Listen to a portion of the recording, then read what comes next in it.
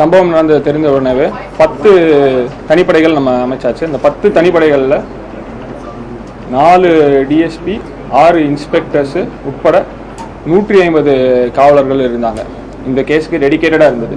இது இல்லாமல் நீங்கள் பார்த்தீங்கன்னா நமக்கு தமிழ்நாட்டுடைய சட்ட ஒழுங்கு ADGP sir, south zone IG sir ஒரு 3 days தூத்துக்குடியிலே கேம்ப் பண்ணி கைடன்ஸ் அண்ட் இன்ஸ்ட்ரக்ஷன்ஸை கொடுத்தாங்க.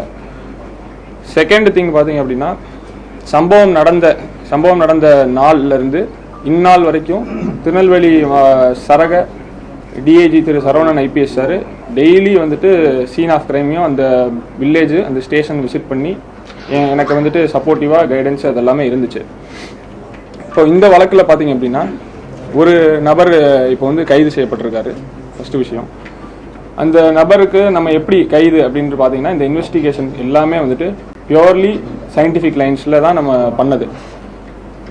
சம்பவம் நடந்த அன்னைக்கே வந்துட்டு finger print expert, dog squad, forensic scientific team இவங்க எல்லாமே வந்துட்டு சம்பவத்தில் இருக்கக்கூடிய தடயங்கள் எல்லாத்தையுமே சேகரித்து நமக்கு வந்துட்டு ஒரு தனித்தனியாக வந்துட்டு ஸ்பெஷல் ரிப்போர்ட் எல்லாமே கொடுத்துட்டாங்க. அது மட்டும் இல்லாமல் வெவ்வேறு கோணங்களில் மல்டிபிள் லைன்ஸில் இந்த இன்வெஸ்டிகேஷனு, உதாரணத்துக்கு சம்பவ இடத்துல சிசிடிவி இல்லைனாலும் சம்பவ இடத்த சுற்றி இருக்கக்கூடிய சிசிடிவிஸை கண்காணிக்கிறதுக்கு அதுக்குன்னு தனியாக தனிப்படைகள் அமைச்சோம். 98 சிசிடிவி கேமராக்கள், நான் திருப்பி சொல்கிறேன், சம்பவ இடத்துல நேரடியாக இந்த சம்பவம் நடந்ததை பதிவு இருக்கிற மாதிரி சிசிடிவி கிடையாது. சம்பவத்தை சுற்றி இருக்கக்கூடிய இடங்களில் இதுக்கு 98 சிசிடிவிஸ் எல்லாத்தையுமே அனலைஸ் பண்ணது.